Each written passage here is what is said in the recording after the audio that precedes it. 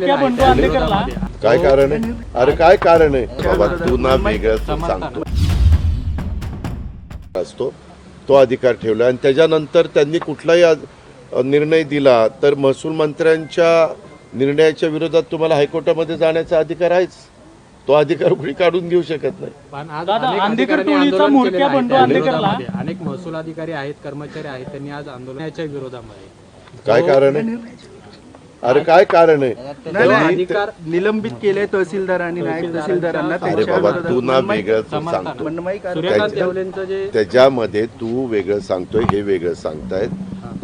जो निर्णय आपल्या विधिमंडळाने घेतला, दोन्ही सभागृहांनी घेतला, त्याच्यात ते बिल पास झालंय. मध्ये काहीतरी अधिवेशनाच्या काळामध्ये काही अधिकारी यांना सस्पेंड केलं असं काहीतरी चंद्रशेखर बावनकुळे साहेबांनी जाहीर केलं. त्याच्याबद्दल ते सगळी माहिती घेतील.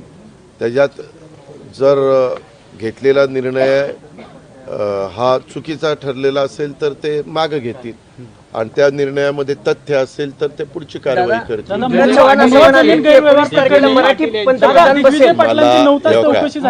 मी काही ज्योतिषी नाहीये.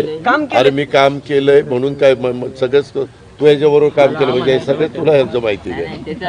अरे मला काय माहिती आहे त्यांनी कशामुळं हे स्टेटमेंट केलं, त्याला ते अर्थहीन स्टेटमेंट आहे असं माझं स्वतःचं मत आहे. मुंडवा जमीन गैरव्यवहार प्रकरणी दिग्विजय पाटलांची पिंपरी चिंचवड पोलिसांनी 9 तास चौकशी केली. ज्या वेळेस एखाद्या बद्दलचा निर्णय पोलीस घेतात चौकशी करण्याचा, तो चौकशी करण्याचा त्यांचा अधिकारच आहे. त्यावेळेस त्यांनी चौकशी करायची असते, ज्यांची चौकशी करायची असते त्यांनी सगळी म्हणजे पूर्णपणे त्यांना चौकशी करायला सहकार्य करायचं. दादा, आंबेकरांचं काय ठरलंय का? ते कोर्टात त्यांनी याचिका केली होती की आम्हाला निवडणूक लढवायची आहे, म्हणजे आंबेकर परिवारातलं कुणीही दोघं, कोर्टाने परवानगी दिली. आता ते राष्ट्रवादीकडून लढणार असं कळतंय. तुम्ही काही पत्नी अरे वेळ, तुम्ही ना सगळं तुम्हीच ठरवता, तुम्हीच प्रश्न उपस्थित करता, तुम्हीच त्याचं उत्तर देता असं ठरलंय. आता मलाच माहित नाही काय ठरलंय ते तुला कळतंय. आता काय बोलायचं?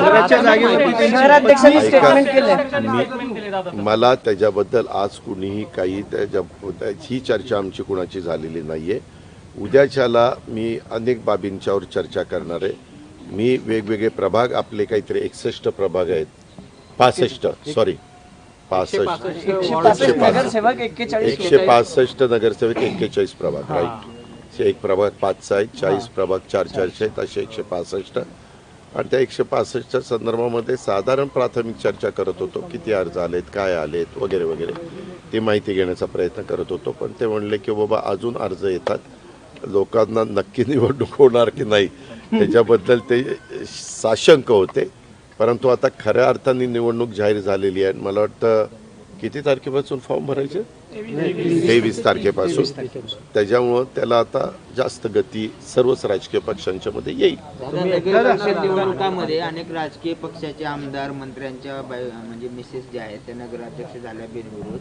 आता सुद्धा अनेक जण जे आहेत ते बघ, लोकशाहीमध्ये उद्याच्याला तुझी पण बायको जर बिनविरोध झाली तर आपल्याला होणारी बायको तर तो त्यांचा अधिकार आहे. शेवटी लोकशाही आहे रे. लोकशाहीमध्ये कुणाला निवडून द्यावं आणि कुणाला बाजूला करावं हा जनतेचा अधिकार आहे. त्याच्याबद्दल आपण कशी टीका टिप्पणी करू शकतो? राजकीय घराणेशाही म्हणून अनेक नगरसेवकाचे मुलं सुद्धा तिकीट मागतात, अनेक महिला सुद्धा तिकीट मागतात. जर ती घराणेशाही वाटत असेल त्या मतदारांना तर त्यांनी त्या बाबतीतला विचार करावा. त्यांना निवडून येऊ का?